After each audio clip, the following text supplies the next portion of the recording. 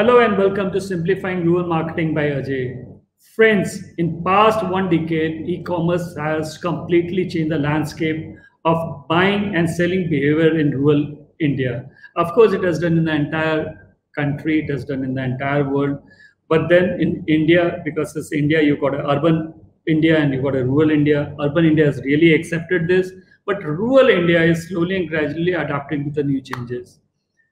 E-commerce companies which are there, they have got a lot of challenge. It's just not the making of the product available, but they have to fight a lot of things in the rural area which can be of a trust factor, because rural people don't trust urban people. There's a reluctance, there's availability which is for the products to be available, be made sure that they're available there. There's a problem of supply chain. There's a problem of content. India has got major 27 dialects, so what kind of content really needs to go in? And most important is getting the mindset right, because rural, for them, getting inroads into that mindset is a really big challenge.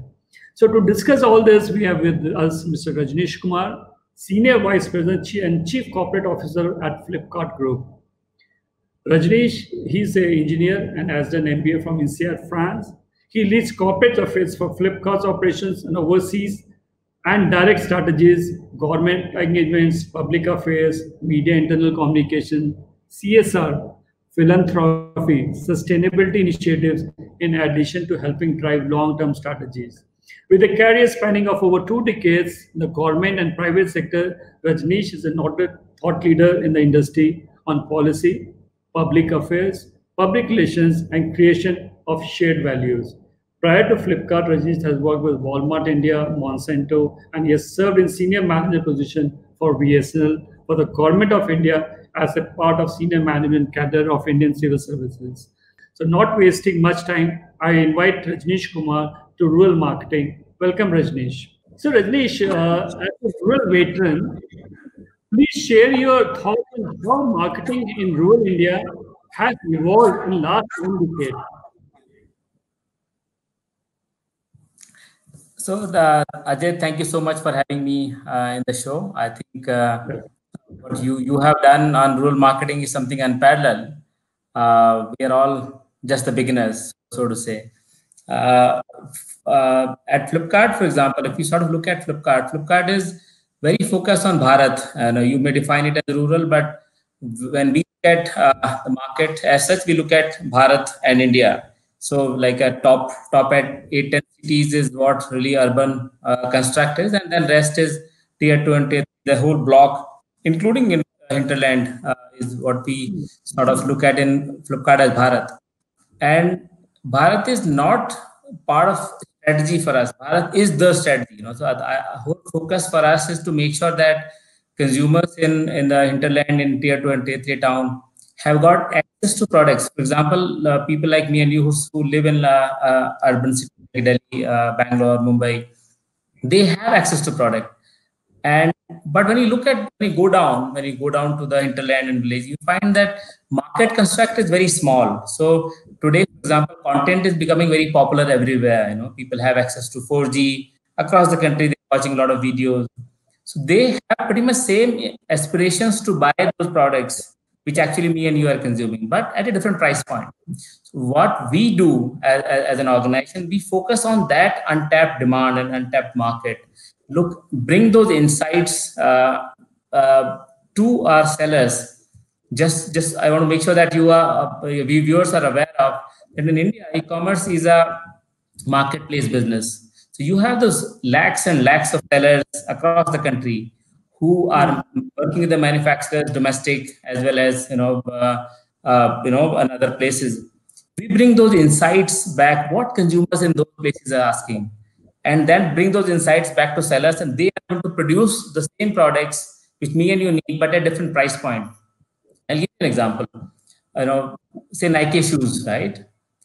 There's a demand for the similar running shoe in tier 2 and tier 3 town, which is called Bharat, right?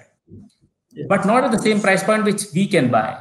So what we come back insights and tell our sellers that if you sort of look at your product, which is over-engineered today, maybe reduce the specification, alter the specification, bring the cost down to the affordability construct, which consumers in those areas can buy. and then sort of make sure that assortment, that portfolio is available for them. So access and affordability are two constructs that we have from value perspective. We bring the same thing which people can consume in urban areas in a different construct. We take it back to the rural communities and Bharat, and that has been one of the pieces that our whole foundation of Flipkart is sort of built on. We are for masses, we are for Bharat, and today we have 200 million customers. We have built supply chain which allows us access to every pin code in India.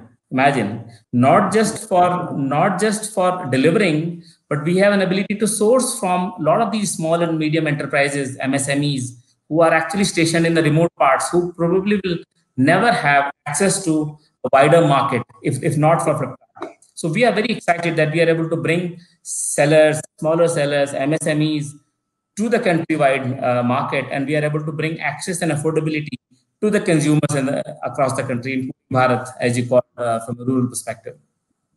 And yeah, sorry. But Rajnish, if the fair understanding what I've been talking to so many people on, so rural is very different. So urban markets are very different. Urban is accepting it, so they'll adopt very, very quickly. But if I look at it rural, there are a lot of factors, factors. So they don't believe what urban is selling. All right, then there's a mindset which needs to be really changed. So there are your supply chain problems. There's so many these things. So how are you, making sure that you are addressing these issues? You said you are talking about the pin codes. All right, of course that is the entire thing. But breaking the rural mindset barrier. So how did you try doing this, and how did you address that? So if you look at our supply chain, I think it is a great question. One has to look at every aspect of business. For example, when you look at our team, we have people coming from all parts of the country, including a lot of rural parts, engineers, people who are working on the ground. So we have it available from every part of the country. Second, I think one of the key thought process that we had as a company was we need to design the strategy and technology and innovation sitting out here. It should be local. It should not be an adopted strategy that you brought from some other market and implement it. It has to be locally crafted and locally implemented. And I think that's where a lot of insights. For example, I come from a village, and there are many other people in across the organization you'll find from every part of it. It's a sort of a mini India, so to say. When I look at that, all that knowledge get condensed in the form of executable strategy. And so when you look at our supply chain also, we look at customer segment, we look at category. It's not a carpet bombing. We don't decide that everything you put in one place and then sort of run with it. We decide we want to solve for each categories. I'll give you an example. And interesting one, it happened with me yesterday. We have been engaging with the local government here and say, listen, farmers, for example, mango farmers in the state, it's a season, ongoing season, and they have not been able to sell their produce or in the amount which they would love to because they have excess supply today. He said, why don't you use online channel?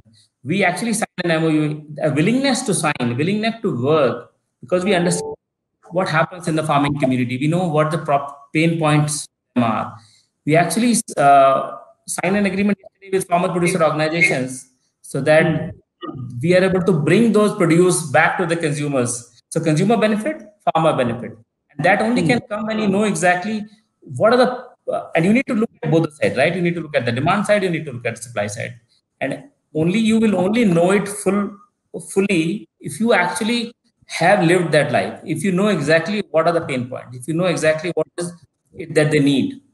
And that's a philosophy so local philosophy, I think, which is the word which is becoming popular now. We have been actually living it, for decades now. So who generally, so how do you define your potential rural customer? Do you do some kind of a balancing act? You look at something works very well in north, something in south, or do you map those kind of this thing, or it is a universal pattern for you that this is my rural customer and every rural person is going to buy a product from me? No. So I think it's almost customized to a level of person also. An AI-driven philosophy. So while So while what is available in North may be very dramatically different from South, right? The choices of fashion could be very different from North, will be very different from the South and East and West.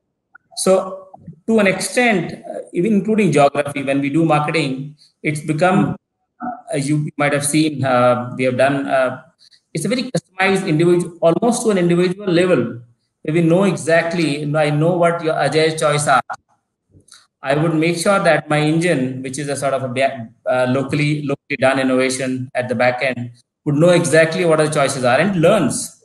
It learns as you sort of, as you interact more with it. And if you look at Flipkart, I don't know how often you go, but I would urge you, recommend you to sort of look at app. When you look at the app, it does two things. It is one single integrated app, which is extremely light.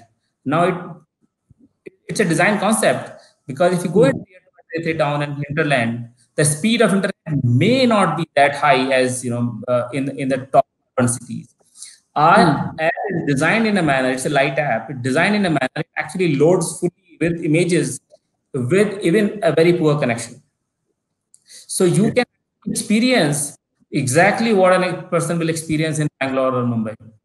And ensuring that the single app not just have a sort of merchandise where you look at the storefront and just give me a sec. I'm sorry, I'll have to sort of redo this question because my laptop logged. Sorry. Yeah, I should keep moving it up. Yes. I don't know which question I was responding. So I'll repeat this again. So when you look at the Flipkart app, we also take into account our customers. If you go to a tier 2 and tier 3 town villages, connections could be actually slow. How do you make sure that the app loads as efficiently, as smoothly with images in a vivid nature, vivid fashion as it unfolds in top city where speeds are high?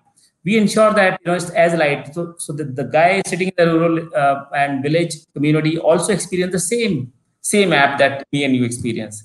It's also an app which also engages you. So there are games, very engaging games. So making sure that the customer, this is a one-stop shop. You cannot just book flights from there. You can also do very engaging, addictive games, spend time there, earn super coins, which you can subsequently use for your purchases. So it's an app which encourages you to spend time and encouraging you to sort of look at the right products which are fit for you, and learns you sort of engage with the app more frequently. So yeah, it's highly customized for everyone. But then this application, which you have designed, so if you have to design a communication strategy, so you have primarily close to about 27 major languages. You have about more than 1,000 different dialects. So what kind of strategy you develop while you're developing your communication strategy? So communication, if you mean the marketing, our marketing has been traditionally very focused on digital. I mean, initially there was a time when it was an external media also, but increasingly we get into more sort of digital advertising. You look at the app. I don't know. You should look at that app. It interacts with you. So it will when my father, for example, sitting in a remote part of the country, sees the app, actually it interacts with you in voice. It helps you get into that what you want to do. It actually nudges you to do XYZ thing. So it engages with you. We have very early on, we have launched our whole app in Hindi, for example. Hindi is a large sort of a section of our population. In that vernacular Hindi, which people actually speak locally, so it listens to that and reconfigures the interface how it throws results for you. So it's a very dynamic process. There is a lot of work that we are doing, by the way, on other languages. So increasingly, you will see, more and more people across the country will be able to access in their own native language and not really necessarily be dependent on only English. So we'll do commerce in all languages, which is again a Bharat-focused strategy to sort of get more and more into the e-commerce domain. So you said English is already on, Hindi you're working on, or Hindi is already on?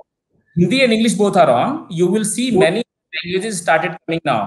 There is a research. So it is not just a mere interface change from the top end. It's a lot of work changes the whole background, because the back-end engine also need to be able to process your Hindi versus my Hindi, right? Or a dialect local. So it should be able to look at those things, learn, process the natural languages, and then able to do commerce in that language. So it's a whole change. We have done massive investment in bringing those technology to enable the commerce at a Bharat. So on a broader this thing, so what is the future of e-commerce and retail in India, and how can it help to build up an ecosystem for local business community? So I would love to give you a small context on how does the retail look like in India.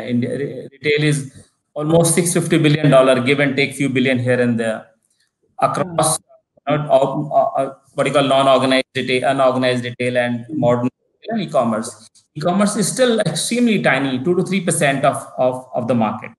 So it's very tiny. So you have kirana stores which are growing. Similarly, modern retail is growing, and e-commerce is also growing. E-commerce happen to be a smaller base, so the growth percentage perspective seems very large. Now, when you look at this today, we are passing through a very unprecedented crisis.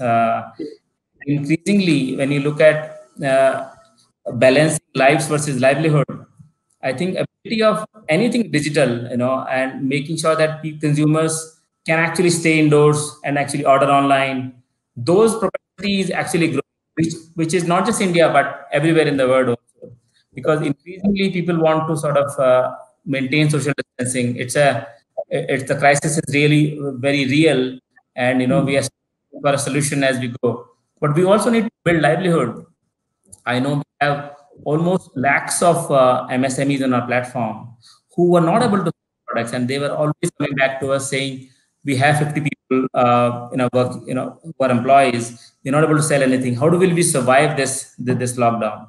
So I think the balance which is needed between lives and livelihood is something that e-commerce has a lot of potential to bridge that, because e-commerce as an organization, for example, I talk about Flipkart. We have such a robust supply chain today in terms of the safety also, and the SOPs are so robust that we know exactly.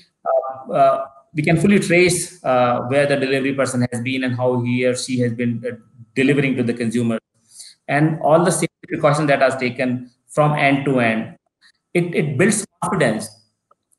So as we said, sort of go in future, when e-commerce expected to continue growing, there will be a push, very positive push through anything digital. So even the kiranas, even the small modern retail will also start experimenting with online, collaborate with us, and sort of grow. I'll give you an example. In this whole crisis, one of the things that we have done very well is to build ecosystem partnership with kiranas, with FMCG, with retailers, including cab aggregators, so that we are able to bring the whole ecosystem together to solve for a large crisis that we are facing, and making sure that people continue to remain at home. And we are also able to support our MSMEs who potentially can start some bit of economic engine running, and which is helpful for the livelihood, saving livelihood in the country. One small data point I thought I should give you. One empirical study says that one delivery boy can actually keep almost like 350 customers at home.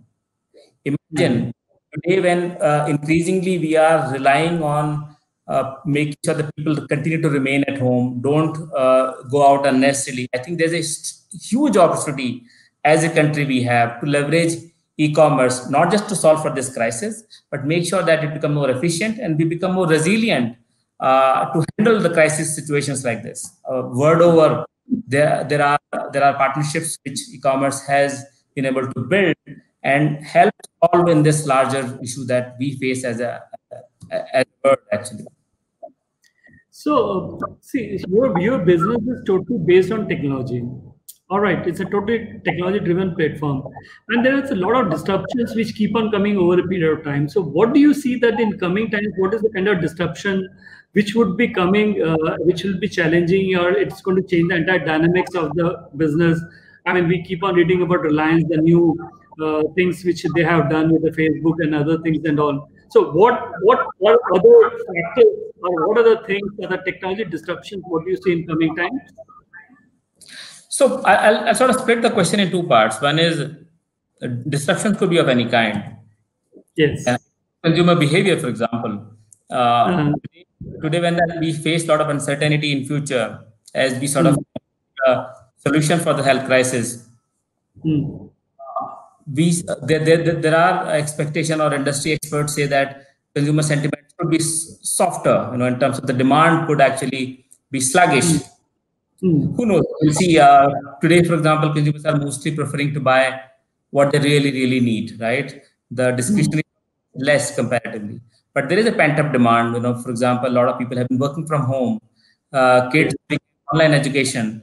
They don't have laptops. They don't have phones.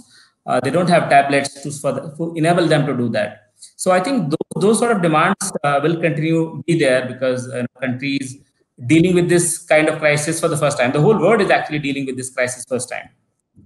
Second, when you look at your question is more on new entrants. One is the technology piece. Technology, for example, will continue to evolve, and I think, as I mentioned earlier, we have an advantage. We have almost like 3,000 engineers, local engineers, one of best in class, who sort of innovate every day on something or other, make sure not just improvements happen, but also dramatic sort of a new steps are taken. I mentioned to you about how are we bringing language language customers into it, so that people in their own vernacular language can do it. In voice search, how will you enable a voice search? Ajay is speaking, from a Haryanvi accent, with Rajneesh is speaking from a UP accent, and how do you sort of make sure that engine is able to understand that? I think a lot of significant amount of investment is going into that particular one. A third part of your disruption was on new entrants. I think, as I mentioned, it's a $650 billion market. India needs a lot of infrastructure growth. Overall retail is $650 billion, and it's modern retail is only modern, and e-commerce is only a limited part of it right now. So there's an opportunity for many players to come in and grow the business. And I think eventually more infrastructure will get built. Customer will have wider choices. It will actually support more and more MSMEs. Today, we have 35 to 40 million MSMEs. I think giving them that platform through variety of new innovative methods is huge. And I think country overall will sort of be benefited from those sort of increased competition. At the end of the day, customer is king, right? You need to create that experience for them, give them convenience, give them that experience, and make sure that customers on the supply side also, we should make sure that sellers continue to get benefit from this whole technology investment and modernization of the supply chain. We as a country need to do a lot more on that one. So you mean to say the Prime Minister talking about local vocal thrust? So I see that, but what is that strategy that Flipkart is adopting to take this further to the R3, R4 category in the rural areas? So if you look at from a category, so as I mentioned, to get more customers into the play, we are getting vernacular increasingly, and our technology team is so strong that we will be able to create a best-in-class experience for even the vernacular customers from different languages. Second, the piece that we have been sort of working very diligently on, how do we create a better market access for local players? So we run a program specifically for MSMEs, for example, in India. We have partnered with associations like FICCI, where we create workshop on the ground, partnering with the governments, making sure that they not just have knowledge of engaging with the marketplace like this, but also have ability to learn how can they create right products for the right consumer segment. Similarly, another drive that we have taken up was how do we get these artisans and weavers, the traditional handicraft of India, getting market access. You go to the hinterland, you will find amazing arts in India. this technology and innovation create value for those communities on the ground. So our effort is to make sure that local communities, local businesses take advantage of this locally homegrown Flipkart for their own success. And I think we will continue to focus on building partnerships locally and making sure the local customers, local MSMEs, artisans, farmers will continue to take advantage of this platform to go national and contribute to nation building. So now the current situation is that the liquidity is going to be a major challenge in the rural areas. Not the rural areas, in the entire country, the liquidity is going to be this thing. So what does a e-commerce as an industry look at? What should be the government's interventions into it? Are they going to make some kind of a policy changes or something? You see that, or you say that this is what the government needs to do. So anything from your side which you would like to talk about? So first, it's a good question that you asked. I'll again talk first from Flipkart side. See, Flipkart is a player, Ajay. So in these times when uncertainties are looming large, because we are still passing through that health crisis, each one of us become more value conscious. We are not, discretionary shopping is less, but we want to buy for value, right? And which becomes good for us, because as a value player, we are able to create that value proposition, partnering with our sellers, making sure that value proposition is available. So I think we have seen last year when the demand was soft across businesses, we realized that because being a value player, our business actually continued to grow very well. We were able to bring those market on what consumers are actually asking. And we brought those insights, and sellers were able to produce those things in partnership with the manufacturers. So I think that the answer is more nuanced. It's about people will continue to buy something or other, right? You need to make sure that we give them the right value. And when you give them the right value, I think it becomes very easy for businesses to understand. So the nuanced approach is better. Second, I think government has made huge efforts on supporting MSMEs, because ultimately nobody knows the full answer yet, right? How long it will continue, and all of us need to sort of continue collaborating and making sure that there's a partnership, there's a working together with the government. Government has done from its side to support MSMEs and a whole ecosystem. But I think at the end of the day, it's all about sentiments, right? When people will start buying, when they will have some liquidity in hand and have confidence that they have jobs at hand. For example, at our end, we have 1.2 lakh people in our supply chain only. We incentivize them, with more financial incentives, no impact on the jobs. When you give them that confidence that this job is going to be there, this is a crisis which all of us need to fight together, we'll solve for it. And once you have that confidence, it again, the demand boost will come in, and people have money in the hand, but also making sure that they have a confidence that world will be better. We will overcome this. And I think that confidence, when I look at the efforts from the government, both the center and the states, I see hope that all of us together will be able to tide over the whole situation. We need to collaborate, of course. We need to make sure that we give right incentive, not just from the government perspective, but from our side also. We should ensure that our MSME sellers get timely payment. They're able to leverage our warehousing infrastructure not more efficiently and cheaply. We not just that. By the way, we also give them sort of health insurance for our sellers. So we're making sure that in the spirit of partnership, we overcome this. That only crisis that today matter is overcoming this, and sooner we overcome this, faster we will get back to a business as usual. And I think that's where efforts across government, across states, center, and private sector actually will be extremely important. So while talking to you, I think what is getting into my mind right now is what I foresee is that this is the retail industry or the e-commerce industry is only going to be the maximum contributor to the unemployment in terms of people getting to the job and all. So do you have certain this thing that this is what you're going to contribute to the country in terms of the number of people who are going to get involved, or the number of people who are going to get not just the employment part, people getting the opportunity to scale up their business, build up their networks. So, any targets like that?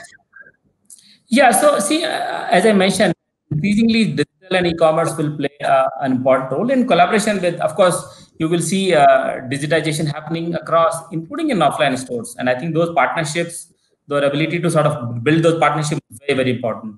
When I look at this whole ecosystem, and if I talk about just sort of in Flipkart itself, when we have almost like 200,000 MSMEs in the marketplace. Similarly, around 250,000 artisans and weavers on the marketplace. And we have 1.2 lakh in supply chain and another 20,000 in sort of head office and other offices. You're almost talking about, even if you take a very conservative figure of 4 to 5 people in every MSMEs that we sort of enable them to work better, improve their sort of turnover, you're almost talking about 1 million jobs. Wow. And these are jobs which are all kinds of jobs, not just logistics job, but also analytics job, technology, very high-end technology jobs. So all kinds of jobs, the whole spectrum. I see that continue to rise. And imagine you're talking about there are many e-commerce companies and will continue to bring that investment in. Data centers, for example, we have data centers based in India. All our data resides in India.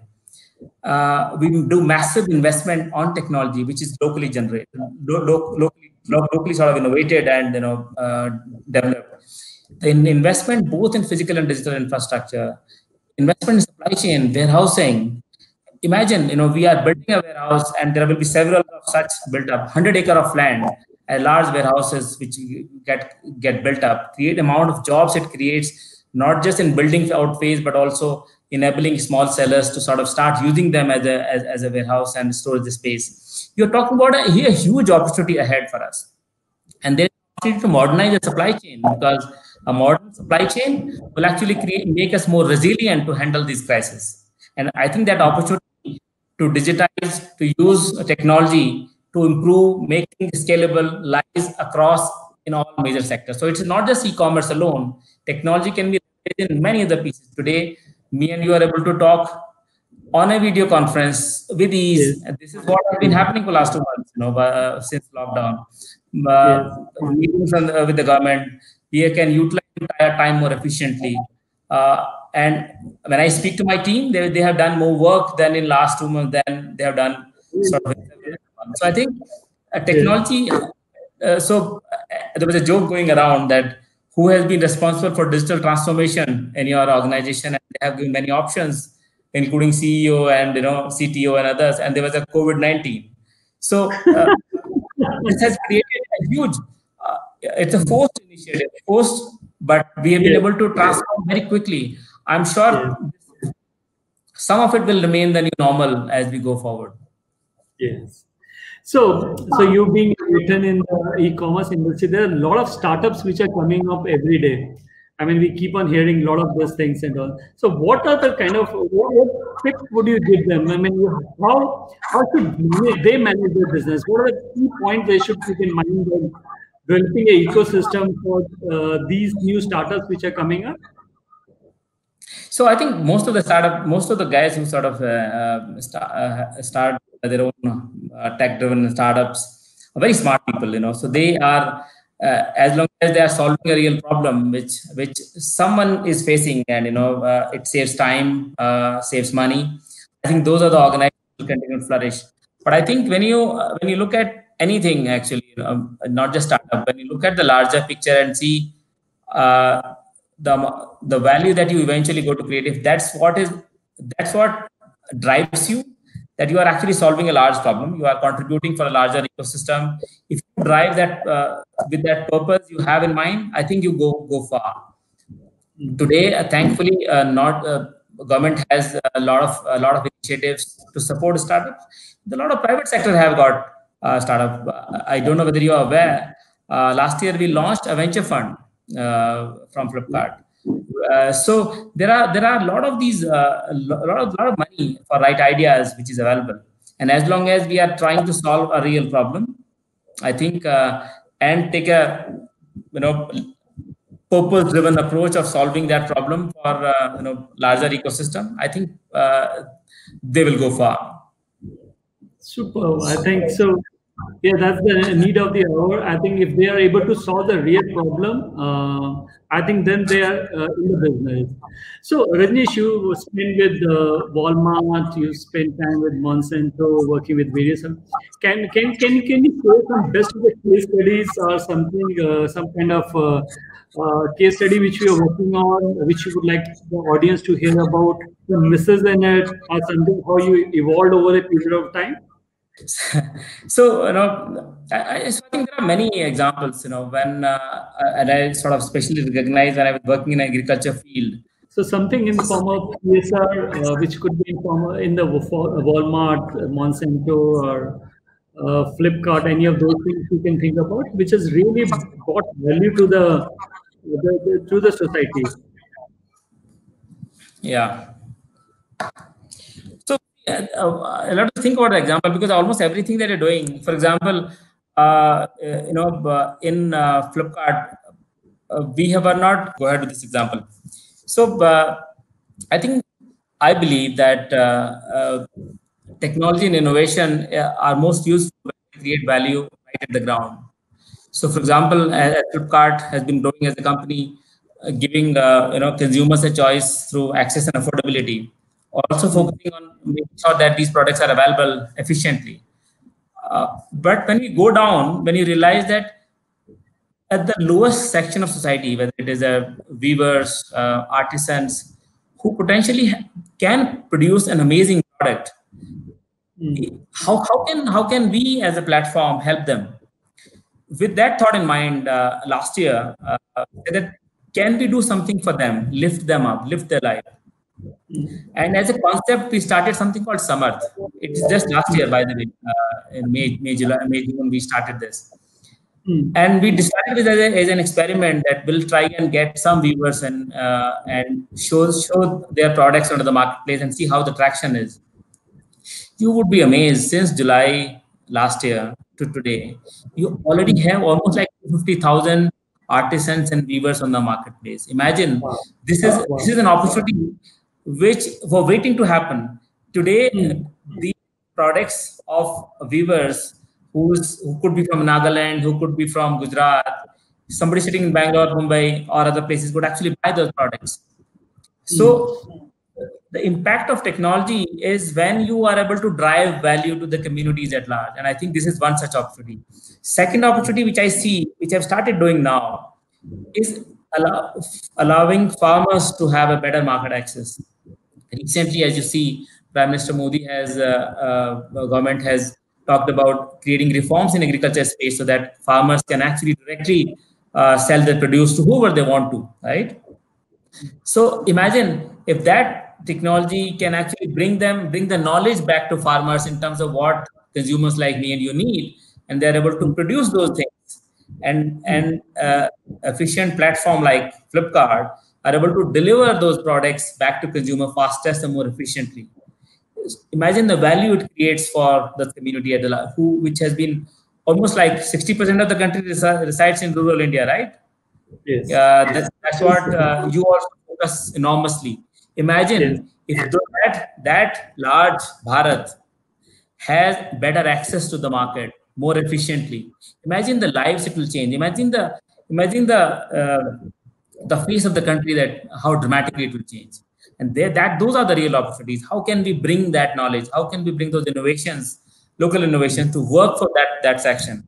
And that's what we actually keep trying to do. And these two examples which I just cited to you, one is work in progress, just started, and another one is which we have seen a very dramatic ramp up on our marketplace.